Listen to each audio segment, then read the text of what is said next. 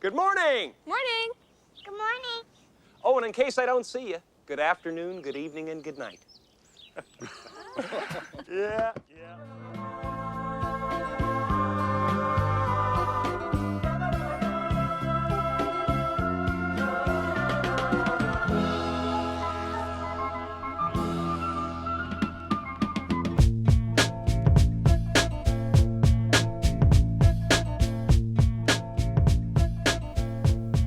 Welcome back, everybody, to the Film Bros podcast. My name is Isaiah Lucas, and I am joined by my co-hosts. Abraham and Nick. How y'all? I'm doing good. How are you? Good. Doing good. Every time you start the introduction, I always feel like I have to just bust out laughing. And I always have to, I'm like, I don't know if you can see the it. same thing the last episode.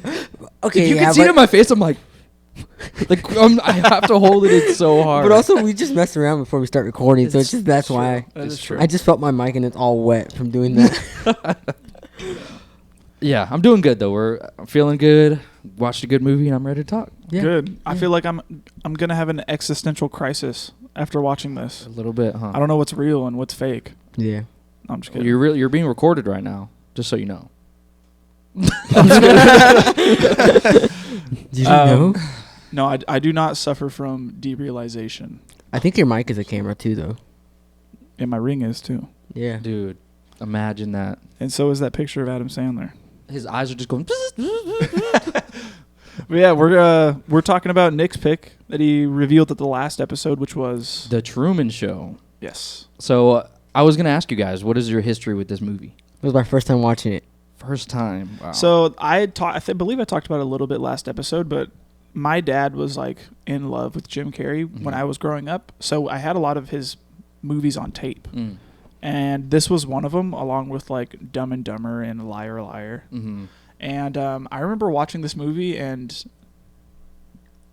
not really like understanding it, but excuse me, it was because it was such a dramatic shift from what I was used to with Jim. Oh, like comedies and all that kind of stuff, or what? Yeah. Like I was so used to watching Jim Carrey in like Dumb and Dumber and Ace Ventura and oh my gosh, Ace Ventura, dude. like all of those, silly movies that he Mhm. used to be in.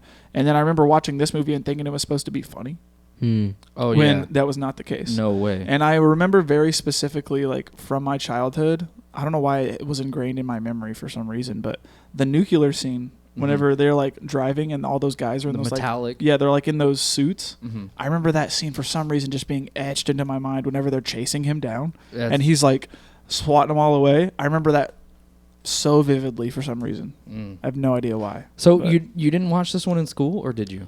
I did not.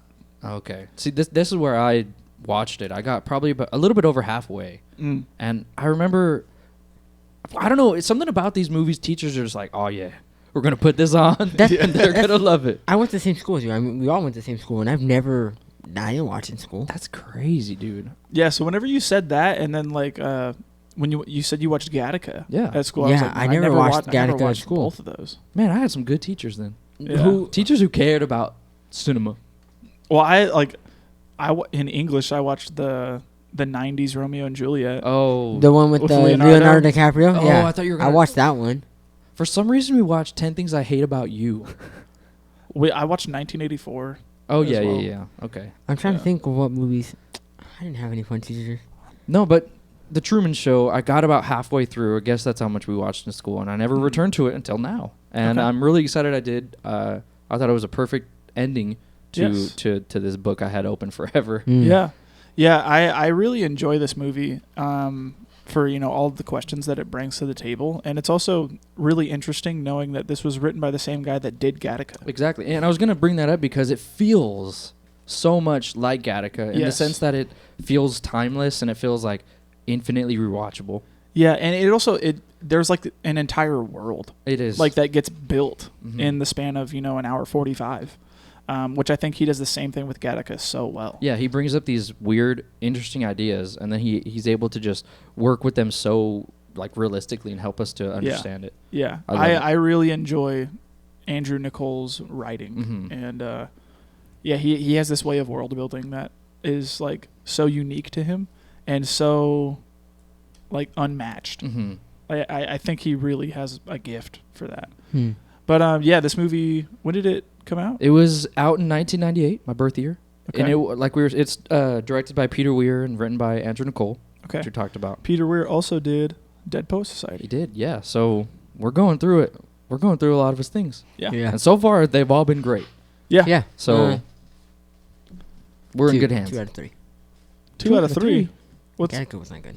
No, he He didn't direct Gattaca. Okay, didn't. never mind. Andrew Niccol directed Gattaca. Yes, the writer to this directed Gattaca and also wrote Gattaca. Yeah. I'm still upset. We're going to get into that because I love Gattaca. Gattaca's at my heart. And Jerome Morrow. You really like this better? Yeah, 100% better. All right. We'll talk about it. 100%. Well, let's get into it then. Okay. So, do you want to give us a little synopsis of the film and spoiler warning and all that Yeah, stuff? of course. So we follow a man called Truman Burbank. Burbank. Truman Burbank, played by Jim Carrey, obviously. And we follow him living his daily life, right? But what he doesn't know is that 24/7 nonstop, he is being recorded Yes. Mhm. and broadcast to or literally around the entire globe. Everyone is watching the Truman Show. So honestly, it's just about his life. Yep. Yeah. And every single person in his life, whether it be his wife, his mom, his dad, his best friend, all paid actors. Yes. And we get to watch him, slowly live his life, and then it slowly start to unravel. Yes. And what kind of damage that can cause someone, right? Yeah, seriously. So yeah, it stars. Let's get into it. It stars Jim Carrey. Mhm. Obviously, he's the head of it. But Ed Harris is Christoph. I think he's Yeah, he kills it. phenomenal. It never really dawned on me how good he did in this I know. until I rewatched it recently, and I was Yeah. like, man, he's actually really good in that. I 100% agree. Same with Laura. Is it Laura Linney? Yeah, Laura Linney as Meryl. She's the wife. Yeah. But who I really liked though was Noah Emmerich as Marlon. Yeah. I He- wish he was in more. The only way I know him, Walking Dead season 1. I was gonna say I feel like he isn't in much, but he has such a memorable face to me for some reason. He does, right? And his voice is so it feels like butter Yeah. to listen to. Yeah. He really kills it in this movie too, dude. I mean, we'll get into it a little bit whenever we talk about scenes, but man, it breaks my heart anytime that scene comes up when he's getting fed the lines. Yeah, it's It's like, oh man, you just recognize how ingenuine it is, and like Truman's really going through it here, Yeah. and he this guy just doesn't care about him really, and is just reading lines. you Yeah. know? Insane. So And the way he, yeah, yeah, without we'll further talk about ado, it later. we'll get talk into to it. yeah. This is going forward there's going to be spoilers, so if you haven't watched it, it's on HBO Max. Yes. Go and do that. I think we all recommend it pretty much. Yes. Yeah, it is a Um, great movie. Yeah. I do want to say too, I would say this movie was pretty ahead of its time. Mm. Oh, yeah, yeah, yeah, yeah, yeah.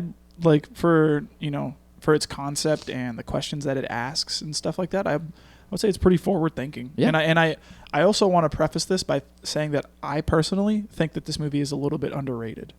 Really? I think it goes under the table for a lot of people. Like a lot of people see this and are kind of just like, oh yeah. Well, I feel like saw it's that. because it's Jim Carrey and they're like, oh, he's a funny actor. It's like, Yeah, they they see think him as the yeah. funny actor. Or people go into this movie thinking that it's a comedy. yeah. And it's Exactly. because it's more lighthearted. Yeah. Even though I think it's like This- incredibly Bro, sad. This movie is we were incredibly watching it tragic. yesterday. Yeah, it is. It It's- seriously is. It's so tragic. Yeah. And I did not catch that at my first viewing. Yeah. Yeah, I think it's something that grows with you as a Mm. person. Mm-hmm. So whenever you get older and you start to understand more complex ideas other than just, humor and, sadness. Yeah. You can understand complexities of like being lied to and having your entire life be a sham. Yeah. And Go- like having, all these things be built up in your life that were not actually real. Yeah. It's something that I think someone with more age can grapple with than someone who is 10 or 12. Yeah. And I never even thought about the morality of it either. Of like, not only can you do it, but should you? Yeah. And I can't believe they never even thought about what would happen if he found out. yeah. Like what would happen if the whole sham is just unraveled. Yeah. They never thought about him as a person, only him as a No. product. And Yeah. I hate it, dude. Yeah. Oh, Yeah. and I can't believe I missed all that. Yeah. And watching it in school too, dude. Yeah. It's pretty Well, that's- pretty wild. Yeah. Again, it's just like how Isaiah was saying earlier.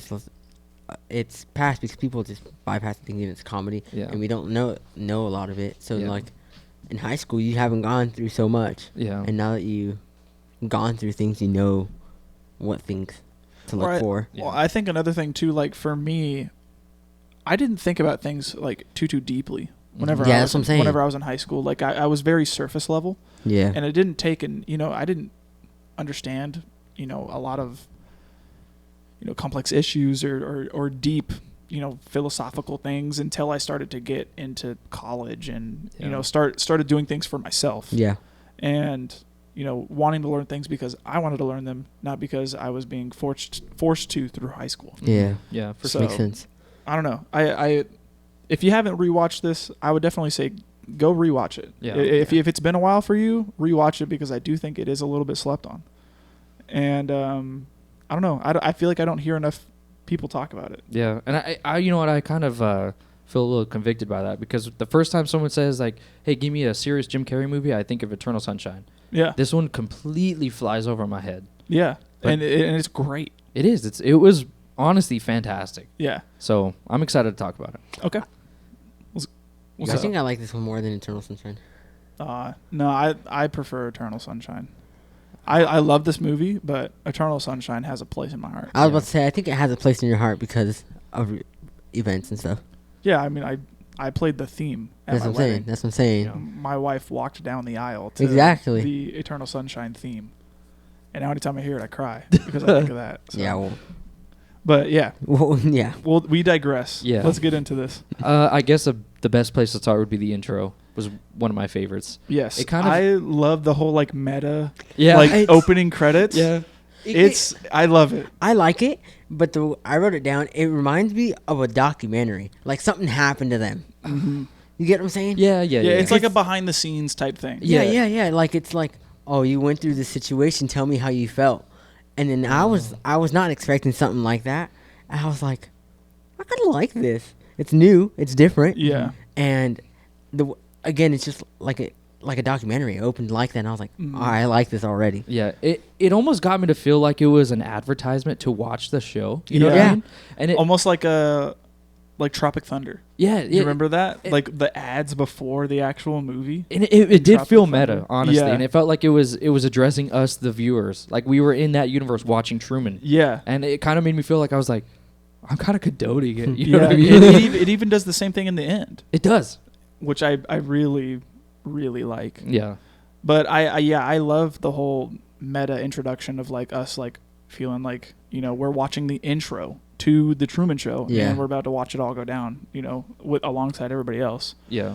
And one of the lines that really stuck out to me was from Laura Linney's character. I was gonna talk about her too. It She's like, strikes me the wrong way. She's Truman like, Show is- there's no such. She's like, the Truman Show is my life. There's no such thing as a private life. The Truman Show is a lifestyle. It is my life. But And she's saying that with the luxury of knowing the truth, right? Yeah. She's sitting there saying, "Oh, it's perfectly fine. I love it." Well, her life is like the best it can be. And yet, Well, for her. For her. and yet they're letting the star of the show completely go, living a lie Yeah. and completely being okay with that. Yeah. Sitting Being there okay being with- interviewed saying, "This is perfect." Yeah. When everything has already been predetermined for him or written. Yeah, I love what they say. It's nothing's fake. It's just controlled. Yeah. Yeah. The Marlon says that. And that brings into question of like what's true, like what's real and what's not. yeah, what's true. And he even says like everything's real. Everything's real. It's just a matter of control. Yeah, but is it truly real if you're like giving him a situation? Mm-mm. And you're predetermining the outcome. Yeah, exactly. Yeah. It's all hypocritical, Yeah. if you ask me. Yeah, that even brings me to, like, it's a little further into that whole intro sequence. First, I gotta say, I love his iconic, "Hey, good morning. In Yeah. case I don't see you, good afternoon, good evening, and good And then he night." goes, Yeah, and laughs real quick. I love it. it feels like a iconic. sitcom. Yeah, it's with his catchphrase, Yeah. for lack of a better term, But I wanna address the when he goes to work and that guy at the insurance office tells him like, "Hey, you need to go to something harbor and go handle this account." And he was like, I can't today. I have dentist appointment. I can't do it." And he's like, "Or reschedule it or something. You got to go do it." Mm. And like this TV show, this crew is, specifically putting him in a position where he has to confront one of his greatest fears in life, which is open water. Yeah. And like they even put like a sunken boat next to the dock, and they make him go by it. It's probably that same boat that the incident happened on too. Yeah, like it's a small little rowboat, like, Yeah. and it's sunk in the water, and he sees that, and it's just like Immediately. and falls to the ground, and it's just like, I'm go on without me. I'm not gonna be here, and just walks by. Yeah. Walks back. Like they specifically put him in situations that they know will cause him extreme trauma Because it looks better on camera. because it's great television. Oh, yeah. It's just, are you kidding me, dude? Like these people have no morals. You're really messing with someone. Putting them through mental trauma Yeah. just so you can get a buck off of him Yeah. and call it genuine. Oh, it's ridiculous. Yeah. But that's why I like Ed Harris's character so much, Kristoff, because he's like the creator, right? Yeah. He's That's like what the that's what he he's the calls himself. mastermind. Yeah. He calls himself he says, I'm the creator. And if we can talk He more gets about like his this, like, God whole complex. God complex, really. It's wild. Yeah. I love his dynamic. But what else you guys got favorite scene wise? My favorite scene is not until like a good part in the movie. My next one, Okay. at least, it's when he's in the hospital. He's Oh, trying to. He's okay, in the yeah, yeah. hospital. Oh, that's like when it all starts falling apart. Do you have anything? With the reason earlier? why I have so many Bruh moments yeah. that it's like so hard. Yeah. Well, my next one is whenever Truman's on the beach and he gets rained on. I love this. I love this because it's another one of those things that like lives in my head, Mhm. and I just love how scripted it is. Like it's one of those things where it's like, oh, come on, Mhm. like it only the rain is falling on him. That's it, and then he gets up and walks away, and it's all of a sudden it's not there. He's still watching it, and then it goes and just follows him over. It's so funny and so like charming to me, but I love it. And then he's like, "What the heck?" Like thinks it's some freak occurrence, Mhm. And then all of a sudden it all starts dumping after. Like it's a small scene. It's not very integral to the story, but it's one of those scenes that I love. And anytime I watch it, I'm just like, dude, this is like so funny, but Yeah. also like kind of wild. Yeah. Like that he's like never questioned any of this It's- stuff before. I feel like there's a couple movies that do that. Yeah, that have like a scene like that. I don't know why. none are thinking really of- coming to mind for me. I don't know. I don't know. I just think of them. I feel like there's another movie that does something like that.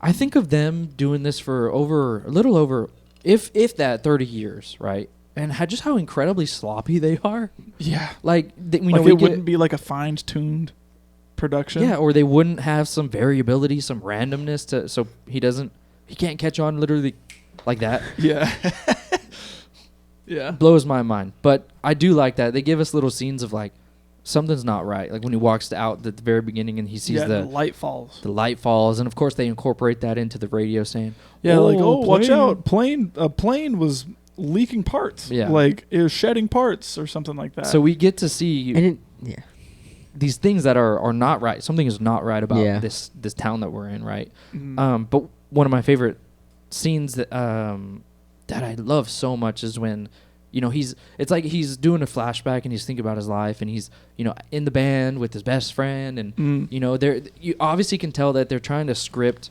Her name is Meryl, right? Meryl. yes, Meryl's character to be his love interest, and she's falling on him and saying, "Oh, I'm sorry, I'm klutzy," and all that stuff, and then all the while he's looking at this girl. he's looking at Lauren. Laura, yeah, or Sylvia, Sylvia. Yes, and and they're both kind of exchanging glances at each other, and he gets distracted, and when he looks back, she's completely gone. Mhm. And I love the scene too where he's reminiscing about that, and then we get to the present time where he has her picture.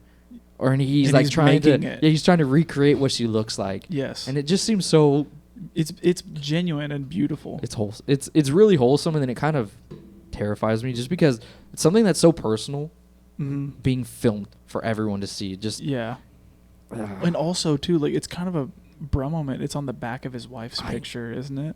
it is Like it's kind of a big signifier. a little wild. Yeah. Yeah, It's like he never really, not that he didn't want to be with her, but he never forgot about Sylvia. yeah, Because even too, it gives us so much more context as to in the earlier scene, whenever he's at his job, you know, he gets on the phone and he's trying to say like, with an L, you know, he's trying to search for her name. Yeah. And of course, he's not getting anything back. Yeah.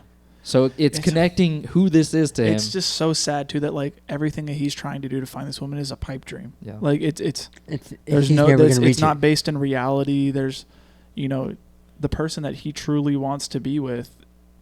It's not real. It might as well be a ghost. Yeah. Yeah. Like it's just so sad. It so is frustrating. very sad. My next one is whenever he meets Lauren in the library at the Yes. college. Yeah, this is like right after, right? Yeah, I love that shot of the button saying how will it end, or how's it going to end. Mm-hmm.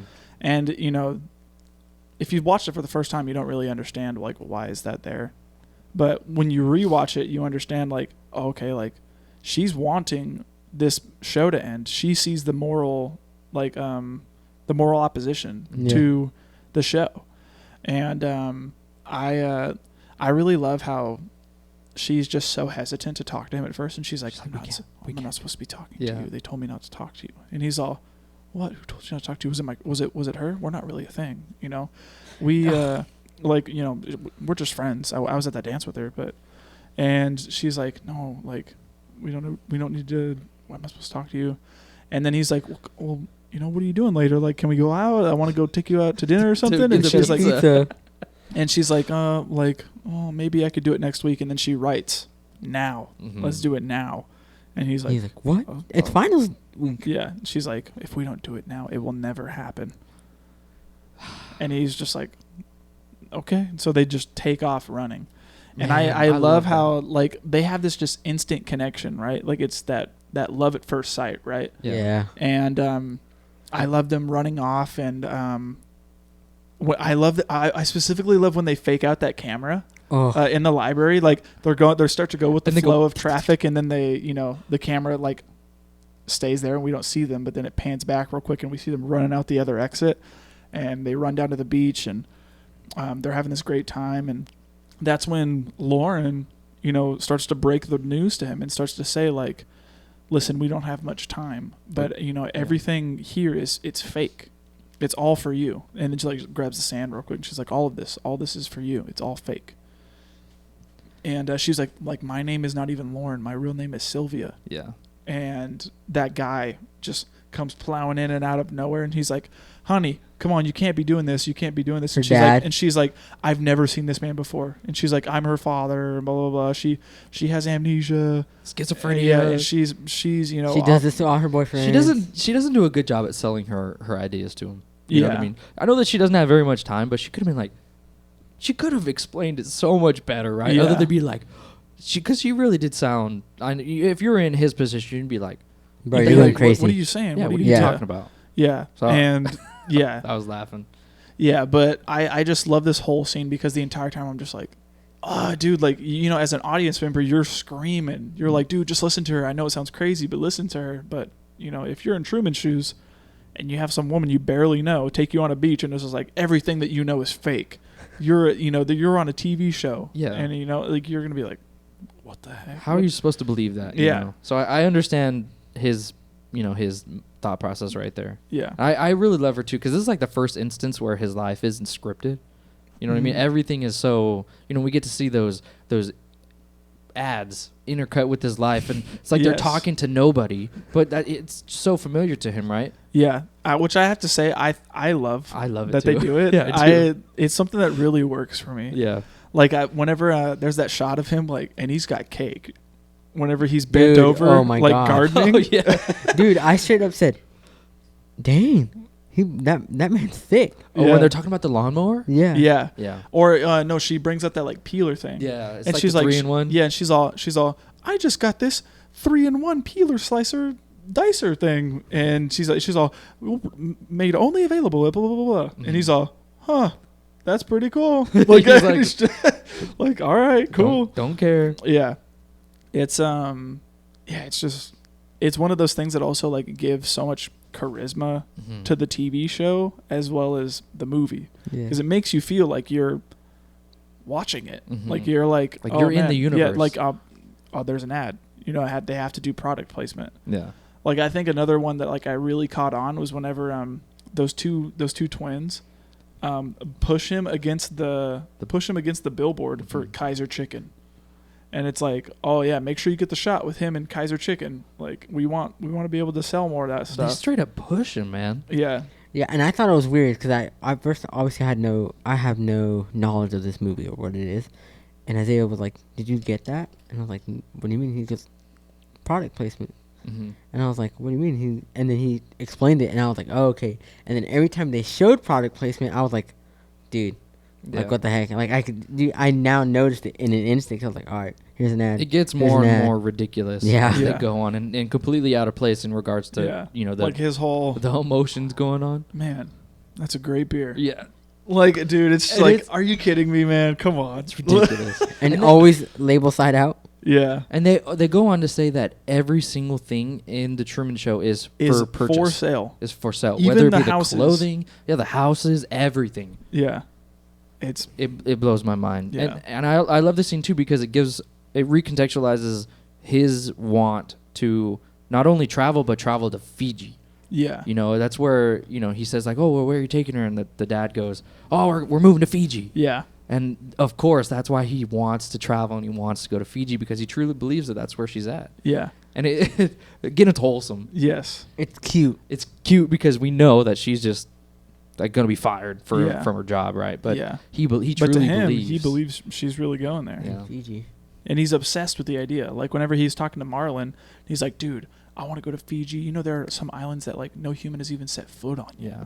He has this like desire to explore, Yeah. which I think is true, a true human emotion. That just made me think of whenever, it's a little more towards the end of the movie, whenever they are talking about, like Truman was a kid. It's a flashback when he's a kid. Oh, And she's talking about, like, she's like, what It's do you like want to you're- be when you grow up? Truman, he's like, I want to be an explorer. like, you're too late. And she's like, well, you're too late. Everything's been discovered.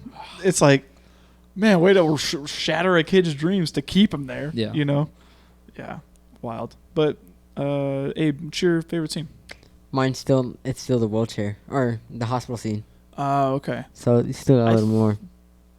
My next favorite scene is before that. It's when he finally starts to see the cracks and he starts to understand what he's been said. You know what I mean? He's walking through. He's going on his normal routine. He goes past that lady with the dog. Yeah. And he's looking at people and people are looking at him back, right? And he's he goes into that office building and everyone's saying like, "Whoa, what are you doing here? What are you doing here?" And he sees the people, like the set's not built, right? Mm-hmm. And he goes out and he's just trying to be unpredictable as possible to see He what smacks happens. that guy. He smacks that guy on his butt, and then it's when he walks through the town and he sees his dead dad. father, Yeah. He And he's like- infiltrated the set. and all of a sudden, dude, everybody swarms him. Dude. It's like this whole orchestrated thing, like, to separate All them the and get him on runners. this bus and get him out. Yeah. It's wild. Yeah, it was one of my favorite scenes too because he ends up going to Marlon, and we get this sick shot of him inside the vending machine, his job. Yeah. And he's filling them up, right? And I didn't catch this the first time I watched it, but he's putting candy bars in, and as he's talking, he's taking them out so Yeah. he can continue on that shot. Yeah. And I was like, this guy is so fake. I hate this. Yeah, and one of the things that's so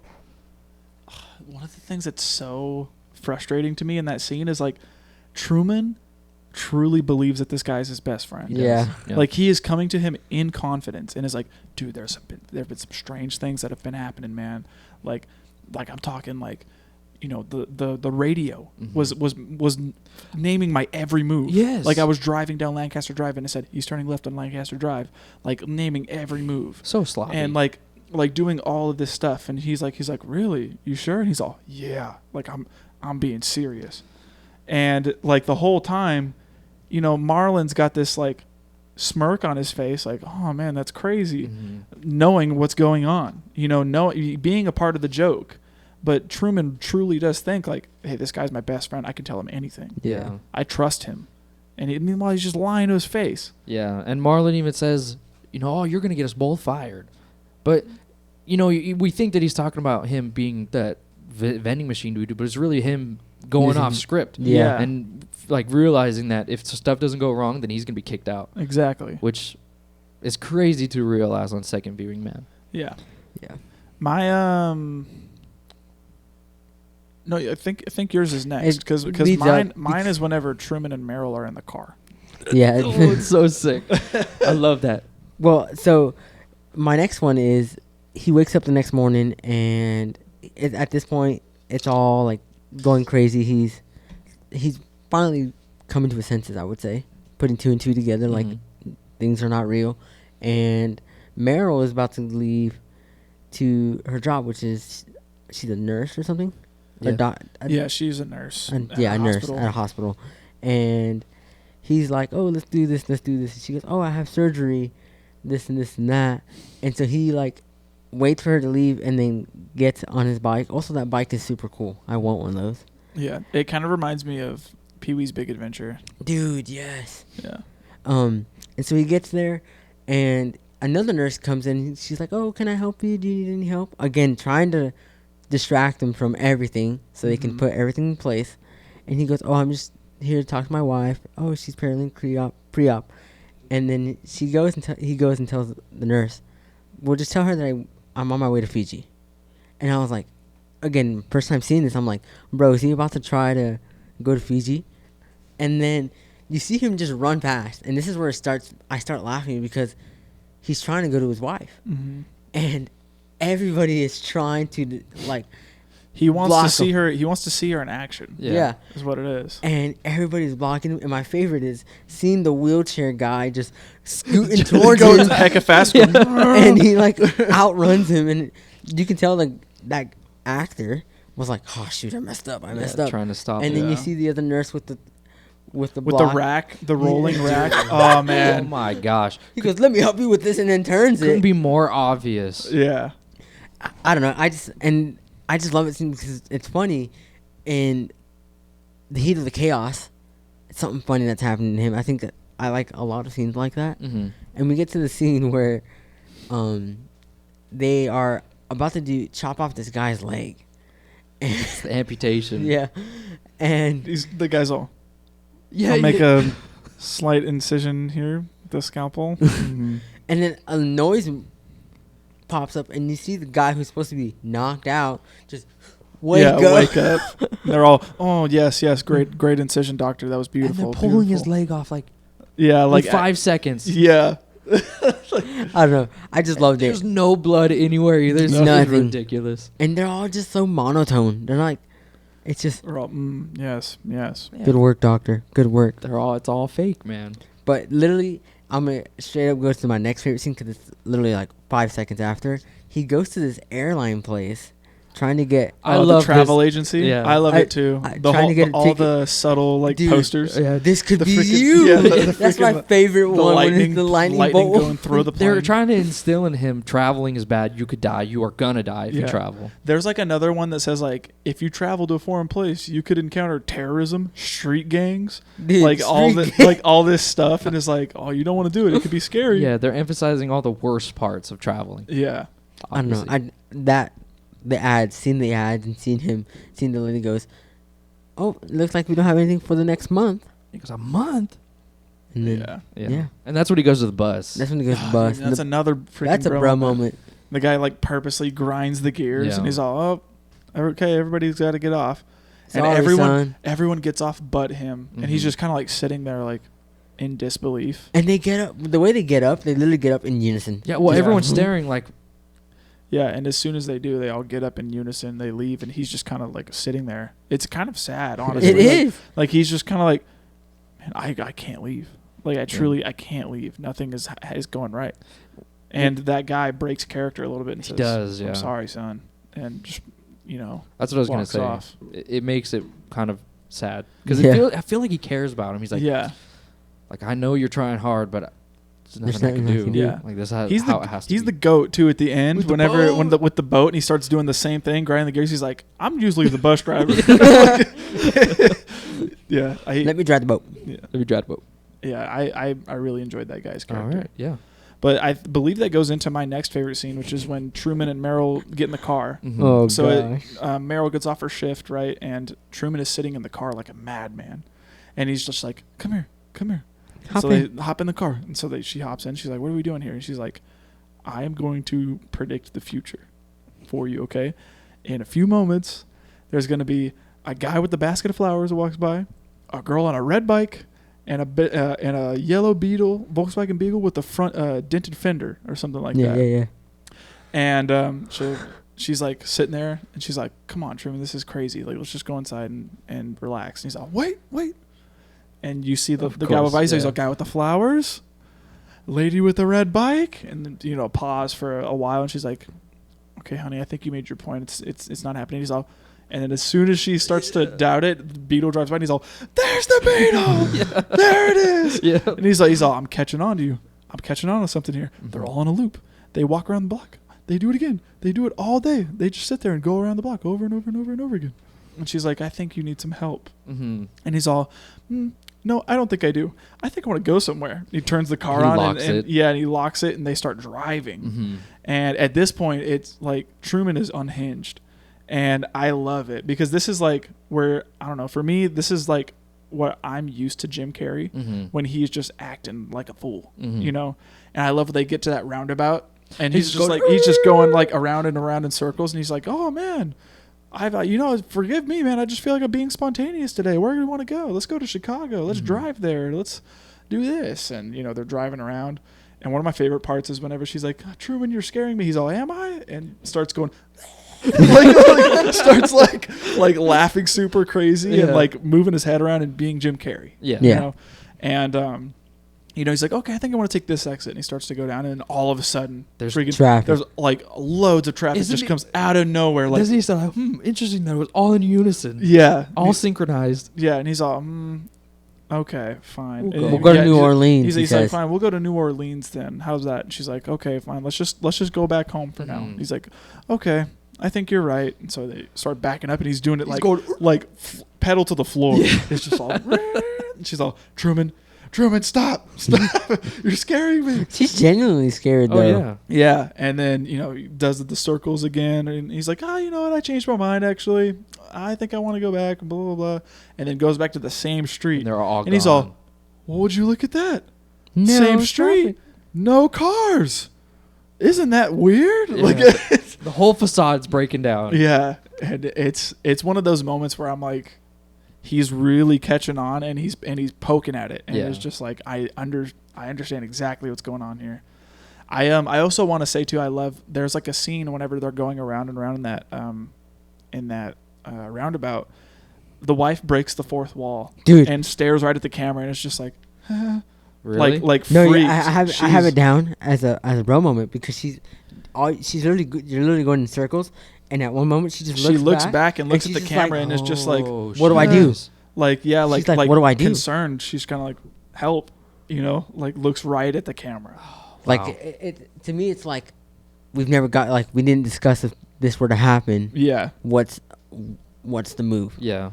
Yeah. And she's literally, I wrote it down, and she's just, and I was like, bro, she straight up was scared. Yeah. Yeah. So she does that more than once too, where she even screams out. Yeah. Do something. Yeah. And he goes, "Who are you talking to? What do you there's got to be someone else. Who's you talking?" And then that's when his best friend comes in. When Marlon comes in. But yeah, I was thinking one of my favorite scenes is, I think it's during this, is when he gets to the bridge, right? Yeah, and she's like, yeah, and she's like, you can't drive over water, dude, and all this stuff. They're playing it up. Yeah, frustrates the crap out of me. Dude, I love how he's just like, "I know I can't, but you can drive," and just go floors it, and she's like, grab the wheel," and he's just covering his eyes. He's all, do it. He's just going, speeding down the highway. Yeah, so fast. That was my next favorite scene.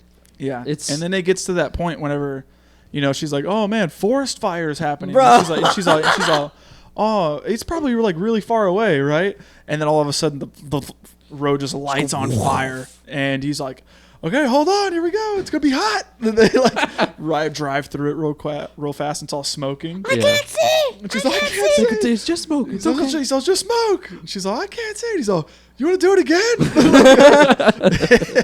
It's like super funny as it's happening. Yeah. But it's also exhilarating because you're watching Truman like experience all this stuff for the first time. Mm-hmm. And then it gets to the nuclear part where it's like, trying everything, dude. Yeah, and every single thing. It's like, oh, now Sea Haven has a nuclear plant and there's a leak. No one can go anywhere.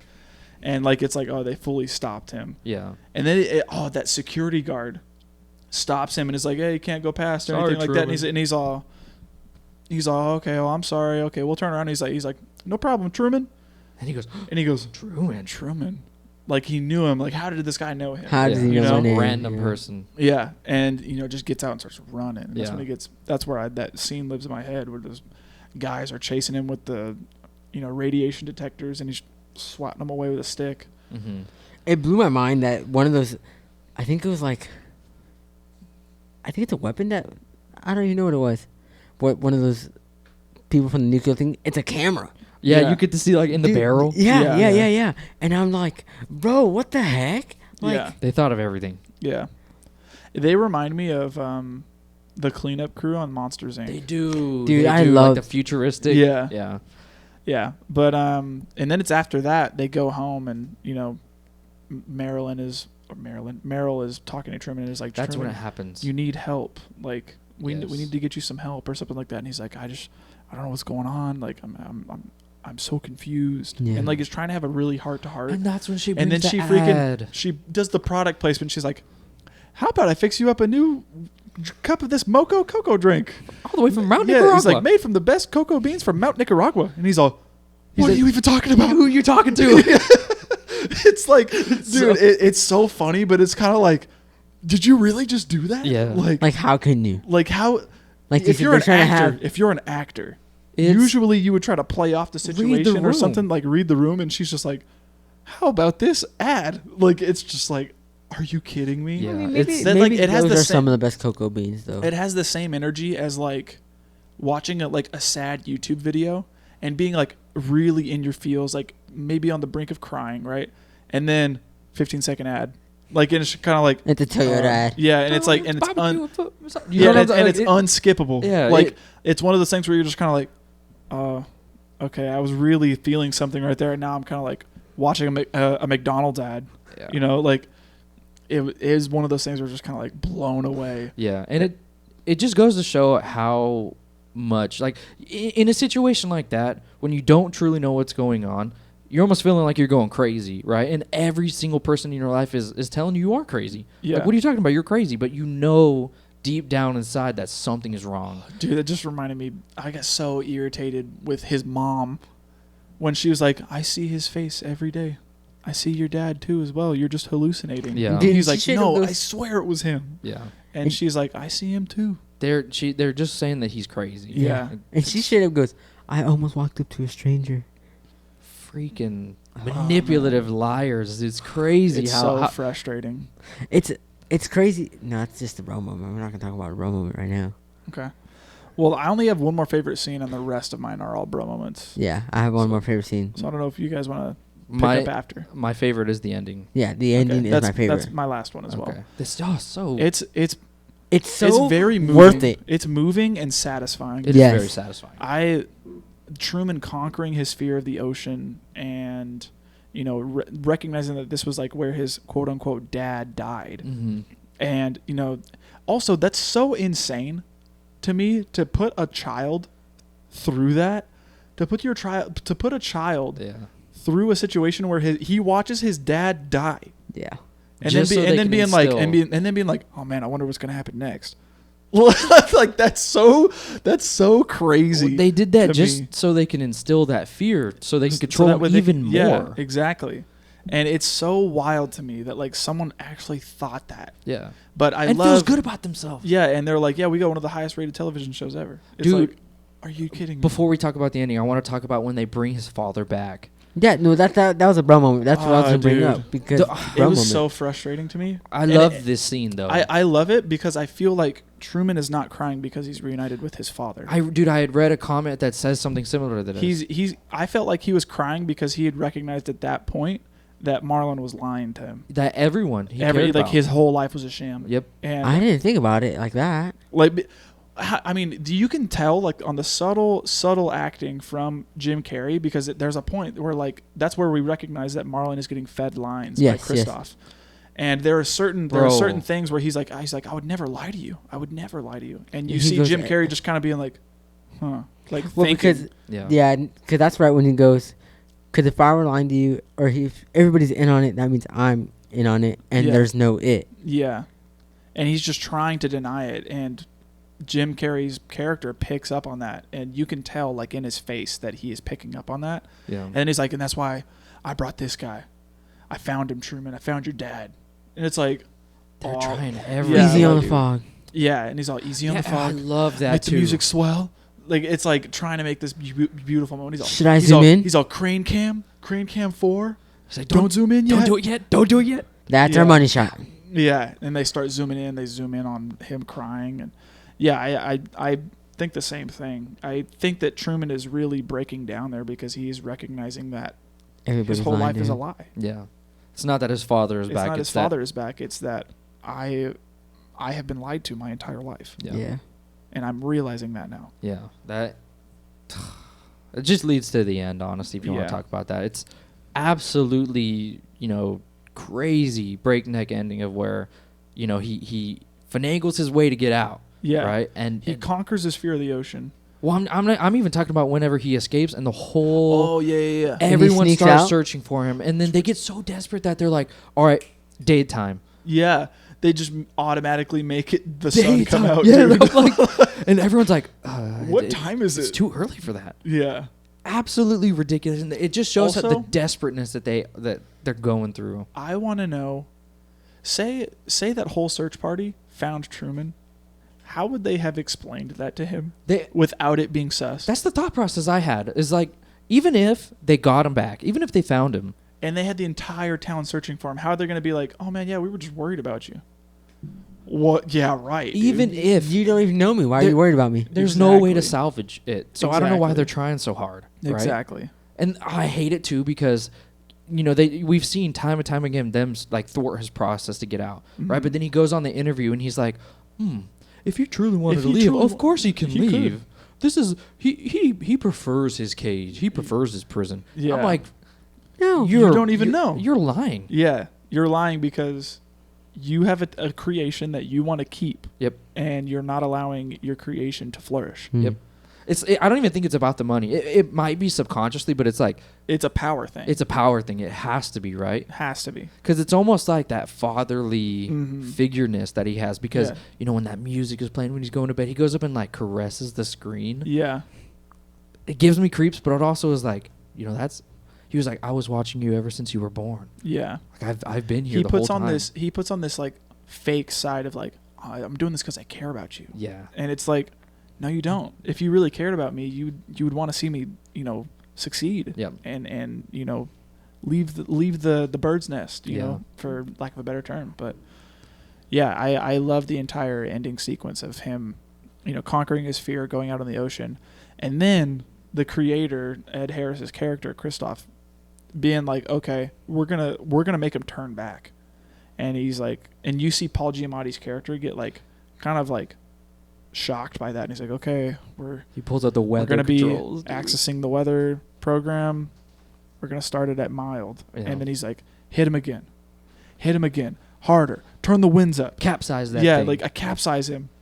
And the entire time, like, Jim Carrey is just getting hit with wave after wave after wave. And I love that point where he kind of like just screams out into the abyss, and it's just, he's like, is that the best you can do? Yeah. You're gonna have to kill me. And he says, what do you do with a drunken son? Dude, that's so funny. And just starts like, he's just going crazy at that point. Just wants to know the truth. Yeah. And He thinks that like death is better than being where he then was. then knowing what's reality. Yeah. yeah. And he's willing to put his life on the line for that. And It's And crazy. even and Christoph is. Yeah, Well, yeah, and people there are noticing too. They're like, They're like, dude, You're- you cannot kill this man Well, on yeah. air. Who's Yeah. the guy that talks to Christoph that says you can't kill him? It's one of the critics or the Something like that. the studio heads or Yeah. something like And that. then when Christoph says, "Why not?" he was We born- watched him. We watched him be born. We can watch him die. Basically. it's one of my favorite quotes. Yeah. He says, I think the thing is like, you cannot kill this man in front of a live audience. He says, why not? He was born in front of a live audience. Exactly. No. Yeah. I think it's exactly like that. It's like he's not a human. It's literally like this man has He's no soul, no identity whatsoever, other than being a character. Yeah. And he feels so entitled that he gets to decide when and where he dies. Yeah, exactly. It's absolutely ridiculous, man. Yeah, that's definition of God complex. Oh yeah, Yeah. for sure. yeah, But it gets to where he finally gets capsized and he gets almost drowned. yeah, Right. And I can't tell. It's the scene where he almost dies. Right. yeah. He's hanging on the boat. Okay. And then they start to turn it They all. turn down. it all down, and then they let him go. They let him go. They let him fly into the wall, which I It's- love. I love how they did that. I love the scene where he touches it, It feels. and that's where I started to tear up. Whenever It feels deserved. it's one of those things, like I started to tear up in that moment because it's one of those things like I can only like draw a parallel to it by like, hearing that like your girlfriend cheated on you, and like you're holding on to hope thinking that that's not real, but then you finding have out to that know. it You is. have to You know. have to know the truth Like, and no- find out that that's what's real. It's so true in his position because what he will find out will destroy his life, right? Exactly. But he still has that drive. He still wants to know the truth. Yeah. In that moment when Dude. he recognizes that boat went through the wall, Yeah. and he touches it, he's like, okay, like that is concrete proof and evidence that I have lived a lie my entire Yeah. life. And he breaks down Dude, and the starts way- to just smash against the wall, and that's where I started to really like tear up because I was just like, man, like I couldn't imagine. Yeah. Like, it's rough, and Jim Carrey really sells it in that Mhm. point. I really commend his acting there. Yeah. But and then it gets to the like, I think one of the most satisfying endings. Oh yeah, yeah. No, it seriously Whenever is. he's walking along the edge of the world almost, to find a new world, Mhm. and goes up like these like almost fire escape ladder, Yeah. steps, It's the exit. and yeah. he sees exit on the door and pushes it open, and all of a sudden this voice from heaven comes down, and I it's can hear Christoph. you. it's Christoph being like, I've watched you ever since you grew up, like, and all this stuff, and he starts to talk to him about like how like you've had such a great life here, like I can tell you right now that the world out there is never it's gonna give you more trouble than this world ever did, Mhm. and you could be happy here. You have to stay. And he says something to the effect of like, I know every thought that you've ever had. I know everything about you. It's And another good Truman quote. says like, you never had a camera in my head. Mhm. And I really liked that quote because that is like, Truman knows that like the one thing he knows that they do not have is his mind and his thoughts. Yeah. And the only thing he ever says after that is what he leaves on, which is his iconic catchphrase. And that was another thing where I started to tear up. That's too, where as I well. started to tear up because I'm like, finally he's getting the truth he deserves. Yeah. Finally he gets a normal life, and it's not going to be all pre-written. It's not going to be determined for him. He gets to do it on his own. Yeah. And I also feel like him using that line was a Yeah. big middle finger It seriously was. to Christoph and that entire show, and him, leaving with, in case I don't see you, good afternoon, good evening, and good night, and then takes a bow and walks out, and we're left to wonder what happens with Truman. Yeah.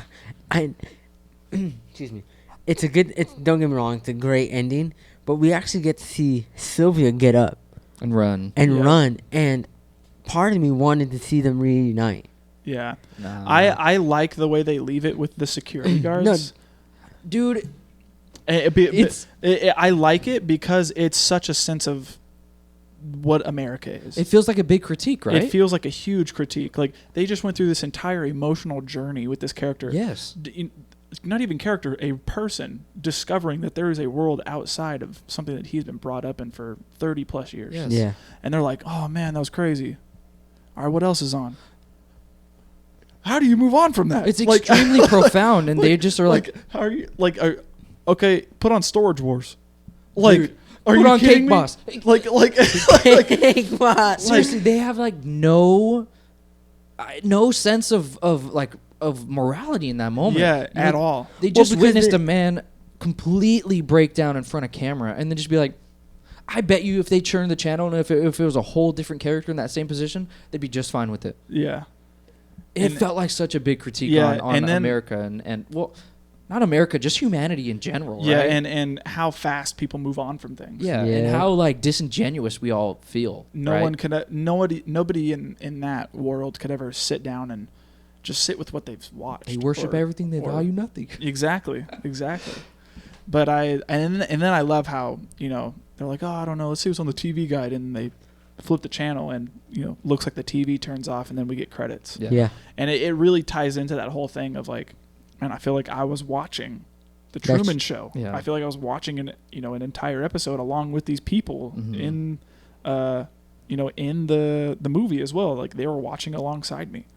It's super meta, but I really enjoy how it was, you know, portrayed and how they go about, you know, showing that. So yeah. But that's about it for me. Yeah, that's it. Abe, you got anything else? No. Okay. Let's get into some quotes before we get into Bro Moment. My first quote is from, oh man, who is this character? I'm blanking. Oh, it's the interviewer. Yeah, okay, Michelson. And he says, Christoph, let me ask you, why do you think that Truman has never come close to discovering the true nature of his world until now? And Christoph says, we accept the reality of the world with which we are presented. It's as simple as that. And it's very true. Very true. Very true, man. And I whenever he said that, I immediately started typing. Yeah. I immediately started typing, we accept the reality of the world, and then got the real quote after. But as I was watching and I heard that, I was just like, that was good. I need that. Wrote that down real quick. But Good. I have a funny quote, and I wrote it down just because I loved this scene. I put, enhance it. Oh yeah, dude, and that's so fake. It's so fake. It's nothing. That's such a movie thing. It's the most cliched movie thing ever. Like, cut it, zoom in, enhance that. Yeah, like, that's not a thing. No, that's never a it thing. Kind of is now a little bit.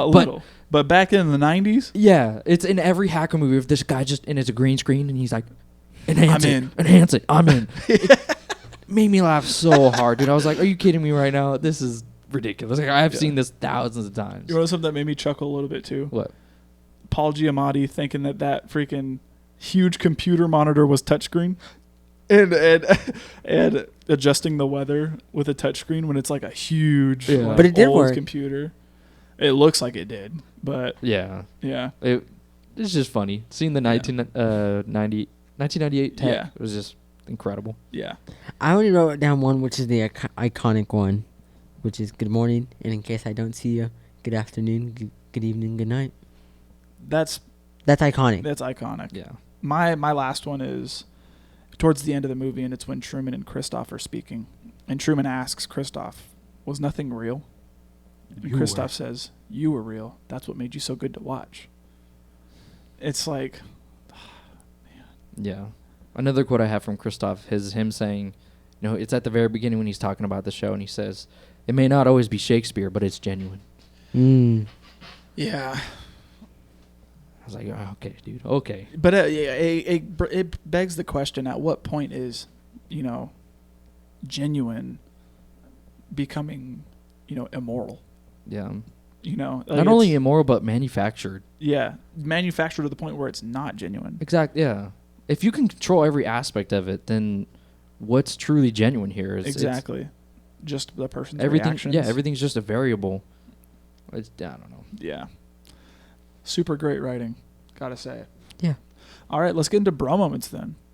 My first one, we've already talked about whenever Truman sees his dad. It's such a bro moment whenever all of this orchestrated stuff happens to where like all of a sudden a running club just comes in and takes him out, you know, and then all these people come in and just swoop in. They get him on a bus and ship him off. And then afterwards, them trying to explain it and being like, oh, yeah, we have a real homeless problem. The police are cracking down real hard on it. And they put it in the newspaper of a completely old, different man. Yes. Yeah. It's like, are you kidding me, dude? Like, they're trying to explain this stuff away when it's not what's really going on.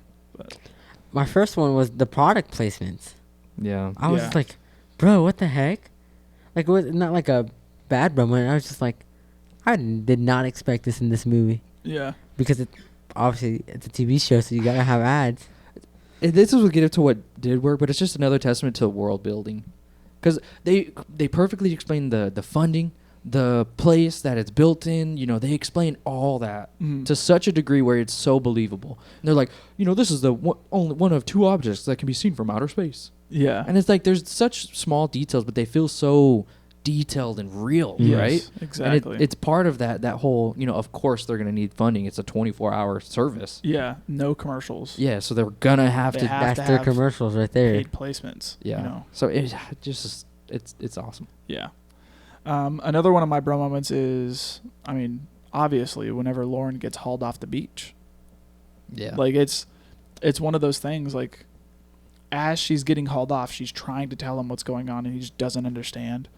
And I love that he gets so fixated on whenever the dad says, we're moving to Fiji. Mhm. And that just becomes his entire goal, to be like, I got to go to Fiji. Yeah.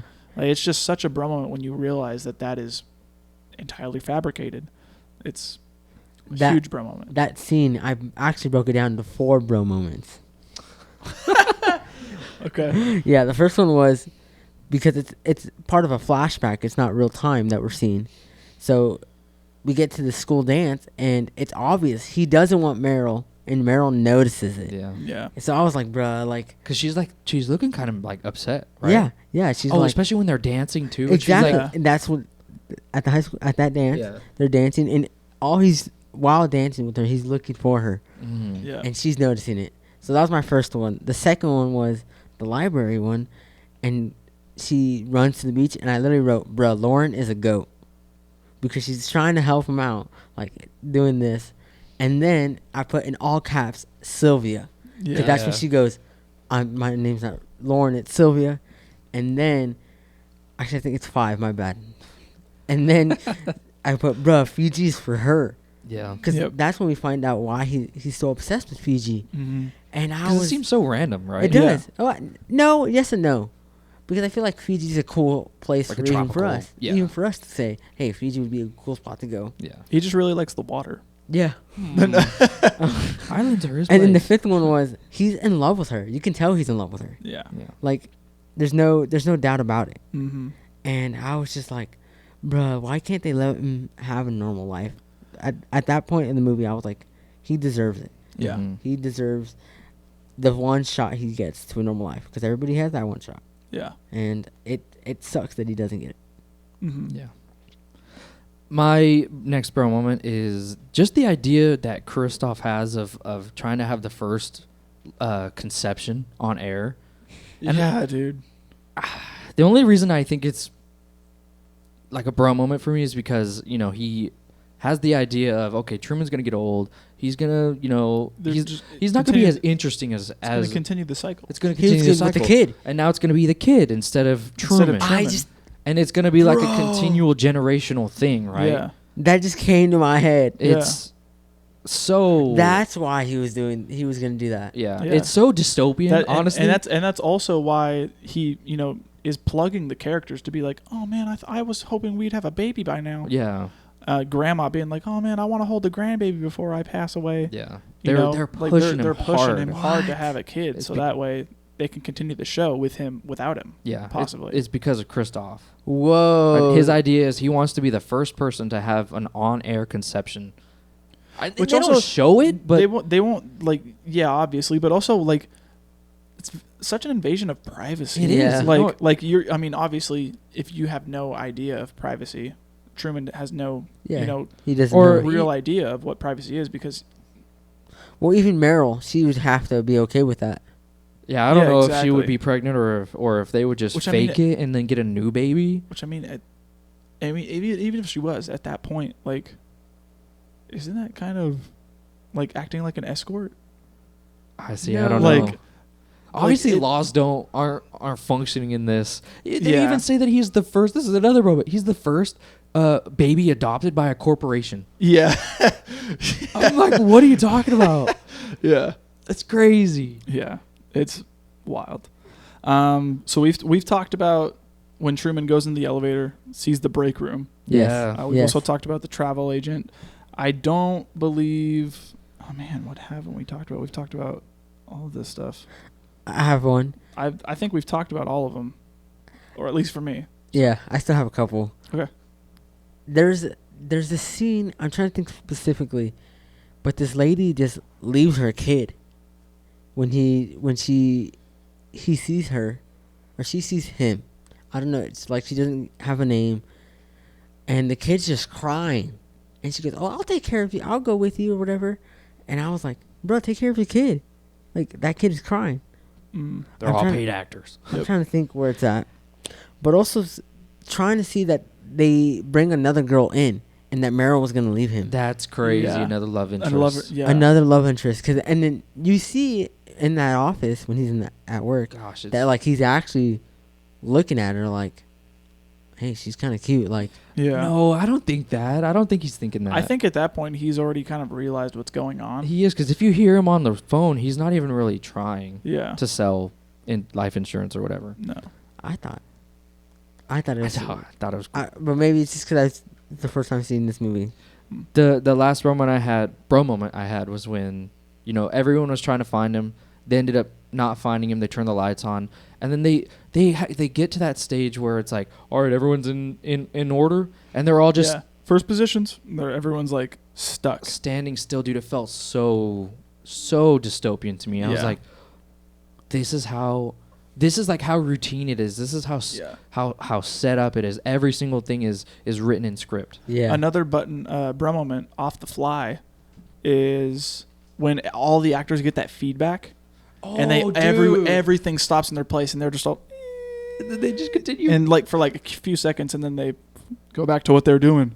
It's like, dude, this is so weird. It's so strange. Yeah, I love it, but it's also like, man, this is off. Like, Yeah. there's something off. yeah, for sure. All right.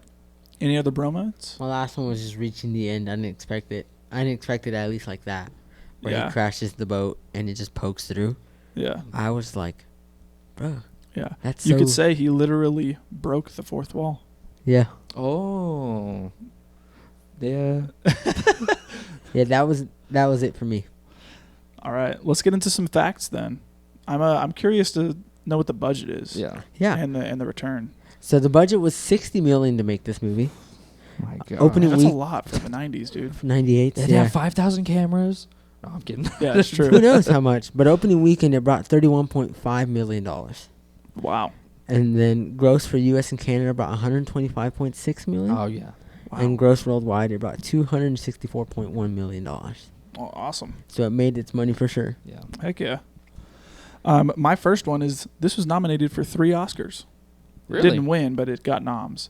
It was nominated for Best Supporting Actor for Ed Harris, Best Director for Peter Weir, and Best Writing.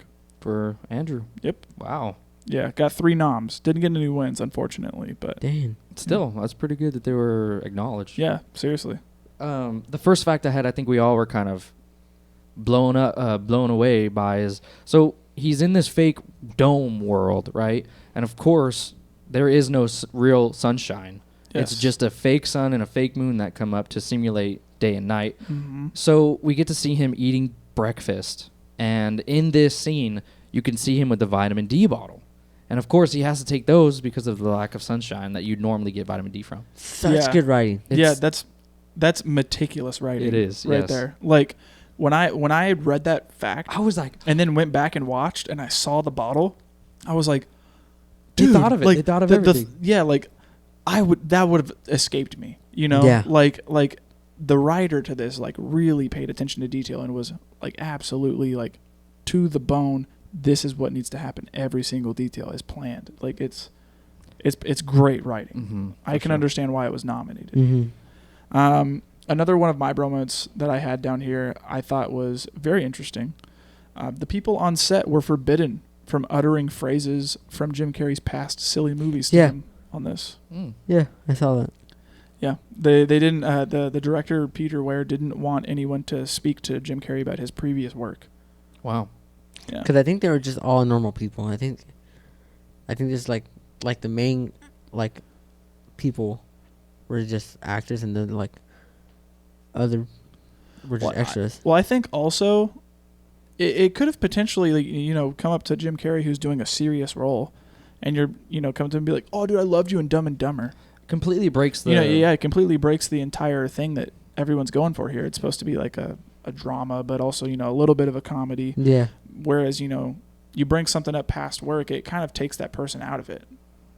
Am I correct in saying that? Yeah, no, Yeah. I think it would just be a little bit like overwhelming to have, because I think I read there was a fact of, you know, they use 300 extras, right, Yeah, for all of those ton of people. extras. So imagine all of them. You know, it would be really overwhelming to just be constantly like. Imagine to come up to, can I get an autograph? Can I get an autograph? Yeah, and there's another fact I had read that you know, he had based a lot of this movie around his life of being followed by paparazzi.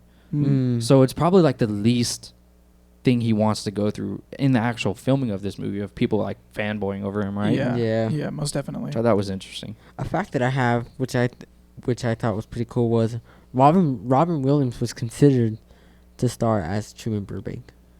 Yeah, I saw that and was kind of blown away by that. But honestly, I think feel like I it could could see work. it. It could have worked. I think. Because Robin Williams has that personality. Oh yeah, he could Yeah. be silly, but he can also be extremely Well, yeah. serious. Yeah, exactly. So Yeah. I could see it. I could see it for sure. So I have another one here in regards to Gene Siskel and Roger Ebert. Oh, okay. Rest in peace, Roger Ebert. Roger Ebert, he's the GOAT. Yeah. So whenever Gene Siskel and Roger Ebert reviewed the film on their TV show, Siskel and Ebert in the Movies, they not only gave the film 2 thumbs up, but they gave an on-air apology to Jim Carrey for saying that he would never have a career when they panned Ace Ventura: Pet Detective. Seriously? Yes. They publicly apologized to him after. Wow. Yeah. They realized that they were wrong. Yep. Which I can respect him for that. Yeah. You know, I can respect a critic going back on their word and being like, hey, I was wrong. Mm-hmm. You know, I could see you going places with this. Yeah. Yeah. One that I have is the ending mirrors the ending of a C.S. Lewis book, A Voyage of Dawn, which is the Dawn Trader, which is the 4th one of the Narnia series. With the ship sailing to the end of the known world and encountering a sky blue wall with the doorway leading to another world. Oh. And I thought that was pretty cool. I'm a big fan of C.S. Lewis, so I was like, hey, that's pretty cool. Yeah. It is interesting. It's funny to read the back of the ship and it be called Santa Maria, Yeah. and knowing Yeah. that it was Christopher Columbus on the Santa Maria going to a new world. Yeah. It's another little homage to that history. Yeah. Dude, okay, this one kind of blew my mind, and I want to hear what you guys would think about this. But Peter Weir had planned for projectionists to stop the film at one point during all screenings and cut to video shots by cameras installed in every theater, then cut back to the movie. To make things even more meta, he flirted with the idea of playing Truman's director, Christof himself. Explain it a little bit. So imagine you're watching the Truman Show in the theater, Mm-hmm. and all of a sudden you get, you know, the movie stops, you get cut to, and you're watching yourself on screen. Oh, shoot. There's a camera in theater showing the theater, and you're watching. That'd be creepy. You're watching yourself It's being like we're filmed. yeah, it's like we're part of the audience. Yeah, you're part of the Truman Show. Yeah. That would be creepy. That'd be Yeah, wild. I'd I'd be like, yo, I see dude. it. Yeah, No, I don't know. You'd be like, what? Yeah, I'd Yeah. probably be like, I feel what? like, what what just is happening happened? right now? yeah, I would be taken aback by it, but once I understood what was going on, I would have really enjoyed that. I think that would have been so cool. Yeah. Yeah, and I really liked that idea. So I wanted to run that by you guys and see what you guys thought. It reminds me of that Bong Joon-ho, the movie of Memories of Murder, where he looks into the audience. Yes, It reminds exactly. me of like that participation there, Exactly. which I think is cool. Yeah, I love that. I have one that kind of blew my mind. It, according to an article, a 2008 New York Times article, psychologists in Britain and the U.S. reported a number of people experiencing Truman syndrome. This is the belief that they are unwittingly a star of their own reality TV show, and they specifically bring up this movie in therapy. I didn't know that was an actual thing that people went through. That's crazy. Yeah, I was like, what the heck? And this movie was because of that. Yeah. That was wild. So I had a little fact here, but even Truman's name, Truman Burbank, is a play on words to, you know, Hollywood, and also, you know, Truman, true man. You know, like being a true man. He, you know, it's obviously, what's the word? I'm completely blanking on it. Ironic. It's Oh, ironic. yeah. You know his name, and then Burbank Is you know Hollywood. what Hollywood. It's where Studio City. It's where Yeah.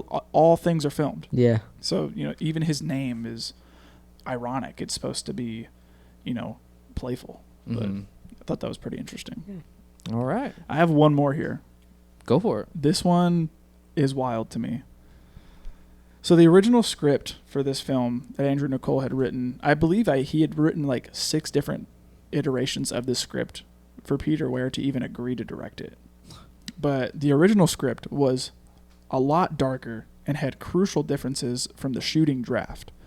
The city was not a utopian society, but there were staged criminal incidents that Truman had to handle.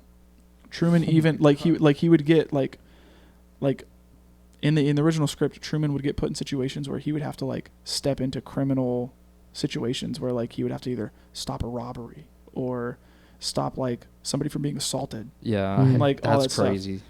And you read that deleted scene? Yeah. That's Like there are other pretty big differences here as well. Like in the original script, Truman had a drinking problem. wow. It is also stated clearly that Truman makes love to his wife, whose real name is Hannah. Like in the show, they actually do it. It's not like fake. Christoph's intention was for Truman to have Meryl impregnated for the child that the child that they would have would carry on the show. There were more clues that would help Truman realize the truth in the original script. The scene where Truman confronts Meryl was far more aggressive in the original script. Like abusive almost? Yeah. Ooh. Finally, and most importantly, after Truman passes the door, he meets Christoph at the main cast members on a Oh. rooftop. He actually meets them. While in the film, the story ends with Truman's exit. Mhm. That's it. But in the original script, the actor stared him sheepishly, but Truman, in his rage, attacks Christoph and the other cast members and tries to strangle him. But the rest of the Jeez. actors hold him back, and then he finally gets reunited with Sylvia. Jeez.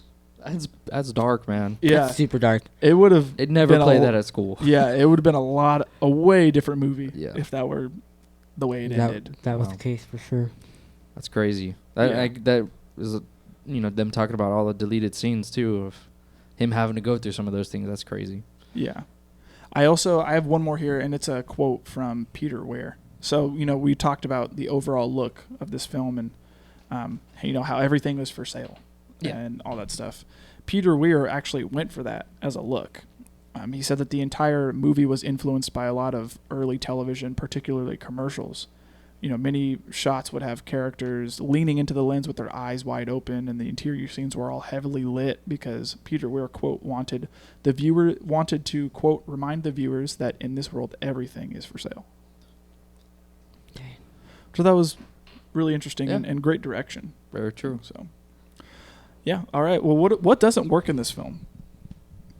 I had a hard time coming up with something. I put there were some camera angles where it was like vignetted like crazy. Yeah, and it's supposed to be like that, like hidden camera type thing, Yeah, I get that. Are you I- trying? The one scene that I think about it is when he's in the car. I think about it whenever he's like drowning. Or like Oh, even okay. in He's the, drowning and it's like that vignetted circle, that black. Yeah, you yeah, know, yeah, and yeah. I don't know, it kind of took me out of it even a little in like bit. the beginning of the film when he does his catchphrase. Yeah. Like, it has that vignette. I wasn't a big fan of the vignette. I liked all the other camera styles, but the vignette, I Mhm. was like, this feels not like it belongs. For some reason, I don't know why. Yeah.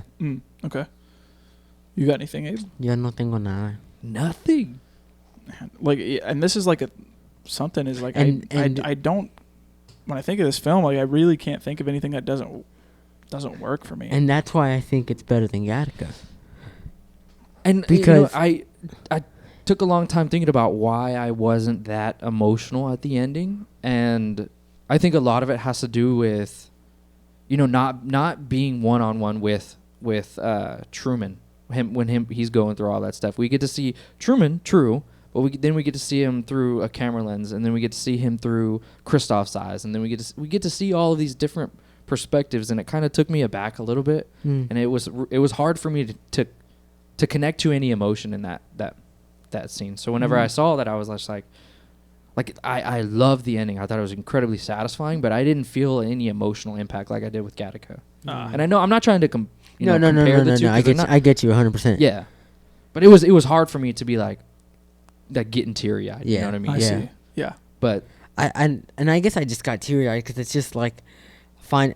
To me, it was just a sigh of relief yeah, because he's gone through so much stuff, not knowing his life is fake. Because I can't imagine that myself. Like if I got told right now, oh, by the way, we knew everything that was going to happen for you. Yeah. Like the situations you have, we wrote those for you. The drama you have, we wrote that for you. yeah. Like if I known that I could have avoided those. My mind would melt, honestly. Exactly. Like, Yeah. I don't know what I would do. I'd have a crisis, honestly. Yeah, exactly. I'd have a quarter life crisis. I'd go to Fiji. Yeah. I guess maybe I could say like something that I just wasn't exactly like fond of in the movie was maybe like the score and the soundtrack. Like I don't really hear too much though. I'm thinking like specifically like whenever Christoph makes the music swell, like in certain scenes and stuff. Okay. Like I don't know. To me, the like I don't know, just didn't really hit for me Yeah. or make me feel anything. Usually, what hits you a lot is the music, Mm-hmm. right? Like the music will make you feel something. I don't know if it did necessarily for this movie. I could see that. I could respect that. Yeah. Yeah, 100%. Okay. Because I feel like we do talk about the soundtrack and score a lot in movies. Yeah. So, yeah, I can see that. Yeah. As far as production, though, I do like the piano.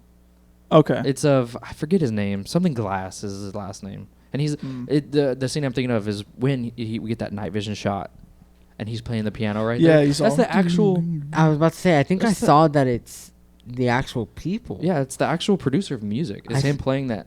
I Oh, don't know wow. if he's actually playing it, but it's him Yeah, sitting there on I the think piano. he Oh, said okay. it is. Let me try to find it real quick. I don't know, but I'm just a sucker for piano, though. Yeah. I wish I could play piano. Oh yeah, it's Well, while you look for that, what did work for you guys? If we don't have anything else that didn't work. like I mentioned earlier, dude. The world building, just Yes. right off the bat, setting up this extremely interesting story, along with the set design and just this manufactured world, Yes. and having a whole community built. They talk about funding and they say, yeah, people don't realize that you have to have the size, or because they talk about he built something the size of a small country. Yeah. And he goes, well, we have all the people. Like, we have to, give money to the people the size of a small country. Yeah. And it's just these subtle little details of world building that make it feel so much more genuine and real. And Yeah. I just appreciated it so much because it helped me to buy into the idea so much more. Yeah, exactly. That's why I really want to say I think the writing in it is immaculate. Mm-hmm. Like there's really great writing here, like down to the tiniest detail. Yeah. Yeah. And it's something that really shines in this movie, and I feel like it has to, Mm-hmm. because if you're doing a film like this and you have subpar writing, then you're ultimately going to get a bad movie. Mm-hmm. And I feel like that's why this movie still continues to shine, because of how great the writing is in this. Yeah. But I also really want to say, me personally, I like the cinematography. I like a lot of the shots where, like, there are certain hidden cameras everywhere, and like yeah. The one in the trash can. yeah, like the guy always carrying that trash can that has the black dot on there. Come on, dude. And like, for Truman, that's nothing out of the ordinary. He's always But for recognized us, that. But yeah. for us, you're like, dude, there's a camera right there. I mean, even recognizing that, like, on his finger, Mm-hmm. like the black dot that he has on his ring is a camera, so that way they can track him anywhere he is at any moment. I also really love like certain shots where, like, I think of, I believe you had spoken about like how that camera was in like that device whenever Yes. Yeah.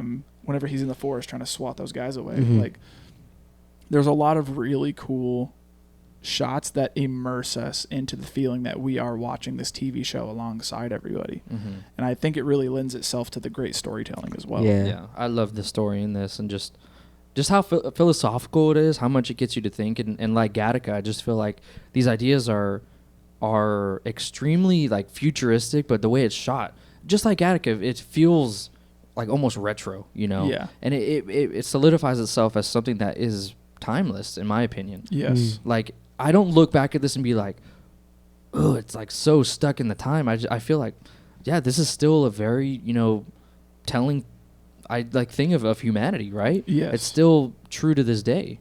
Yeah. Well, even like Isaiah said earlier in the podcast, he said, I feel like this movie was ahead of its time. Yeah, exactly. Yeah. And it's like we're still not catching up to it.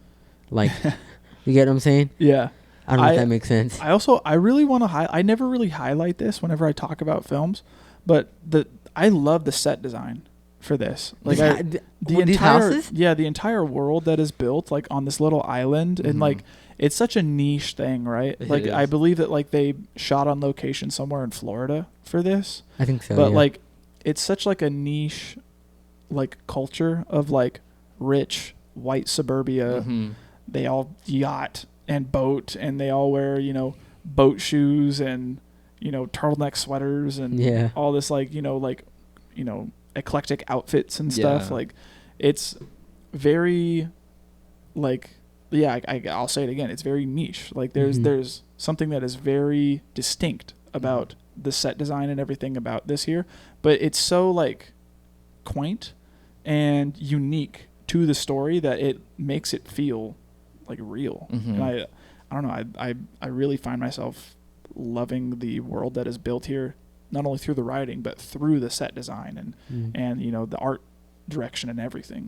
It's great. Really love that. Definitely agree. One thing that I really enjoyed, and I feel like I talk about it in most movies, is this movie lets you feel emotions.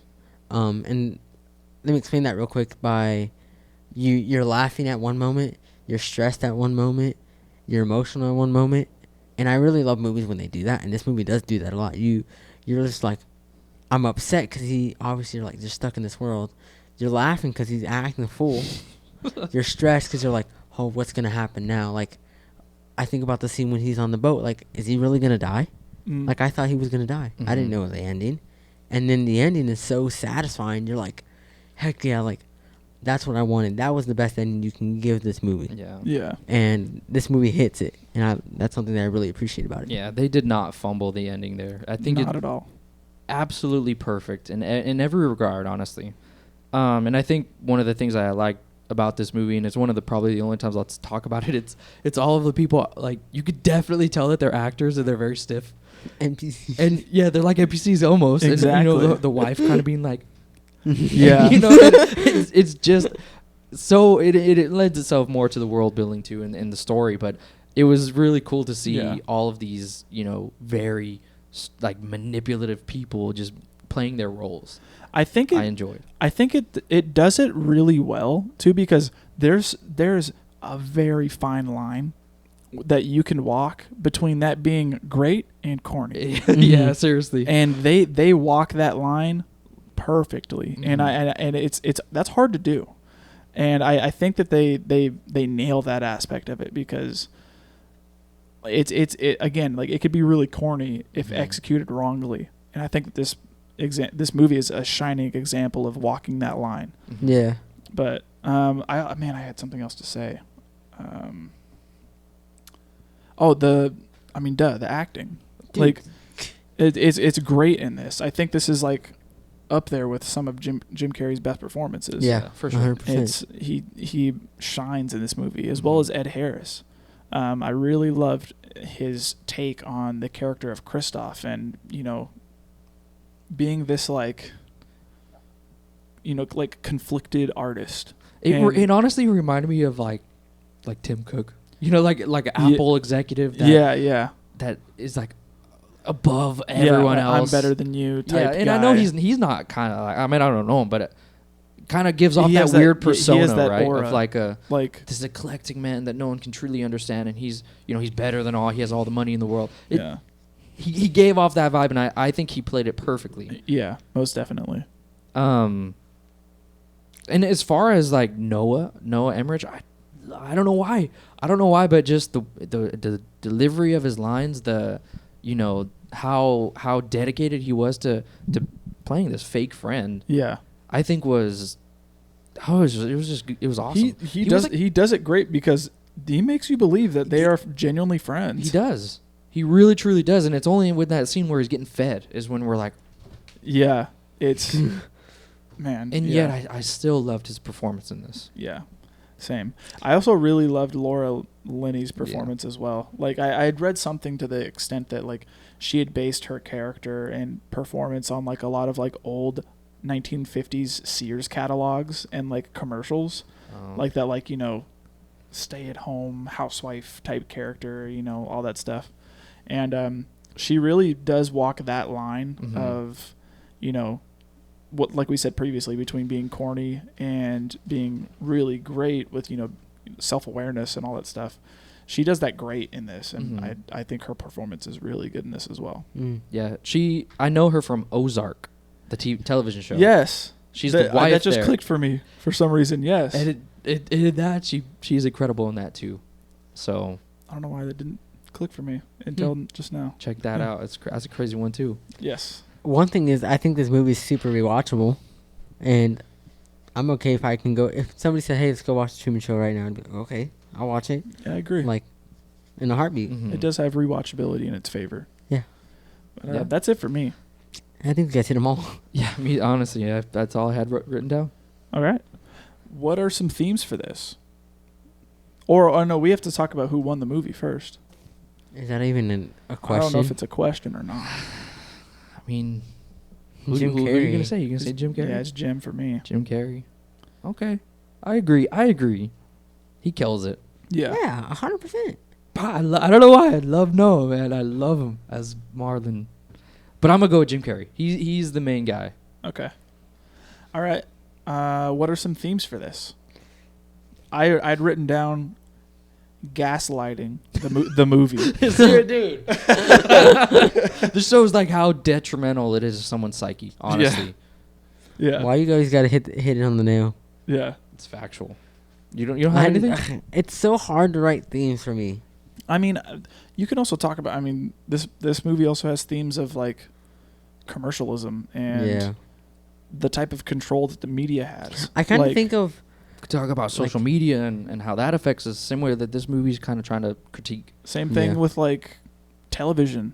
Like television only shows you the it's one-sided. You know, they show you the great side of things, Yeah. whereas with this show, it shows you 24/7 and shows you the good and the bad. And you And also know, showing kind of a part of humanity that I still don't know if I have a full grasp on, but it's like we kind of like seeing these personal moments in a character, right? yes. The show is so successful 'cause people are watching this mundane life, and it still kind of boggles my mind that that's something that we're interested in, right? We're interested in seeing how other people live their lives, how they drink their drinks, what they do in the morning, how their routines. We kind of like that. Yeah, I mean, people watch vlogs.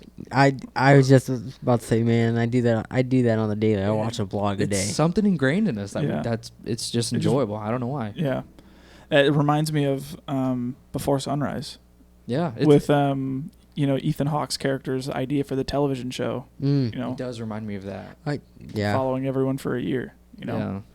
And then another thing I had about human nature is that it's undeniable that we have some kind of like curiosity for the unknown. truth. For truth.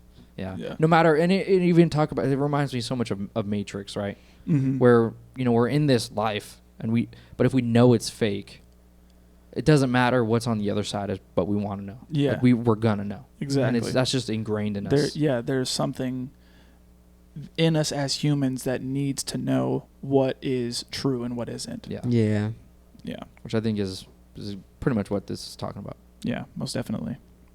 All right. Well, with that, what are we rating this? You always look at me. I do. always. I gotta break that habit. I'm That's giving okay. this. That's okay. I'll go first if you want me to. Okay, go ahead. I'm giving it a 9.5. Okay. Ooh, bringing out the 0.5. Yeah. All Not right. quite a 10 just because it's not my absolute favorite, but I loved it. Everyone should watch it. It's super rewatchable. I actually want to buy this movie and have it in my collection. I loved it. All right. I'm gonna give this one a 9. All right. I'm gonna piggyback off you too. Oh, a 9 too. Yeah, I'm giving it a 9. Okay. I really enjoyed this one as well. Yeah, it was a I great don't movie. think I have this one in my collection yet. Wow.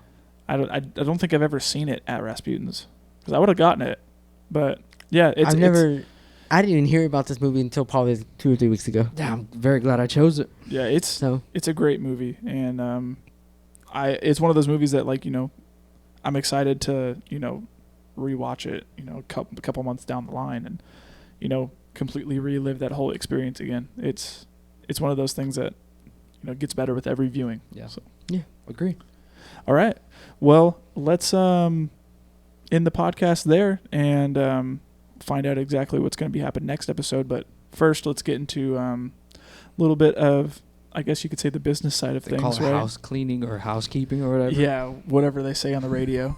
Thank you guys for listening. First off, we want to say thank you, Mhm. and truly, we've gotten so much support with the podcast, and now with video and stuff, and we just truly do want to say thank you guys for continuing to come back and to watch and to support us and doing all this stuff. And watching does help and listening does help, but stuff that goes a longer way to show your support is by liking the podcasts, rating and reviewing, sharing the episodes, subscribing to the channel, doing all that stuff that people continue to bash into you.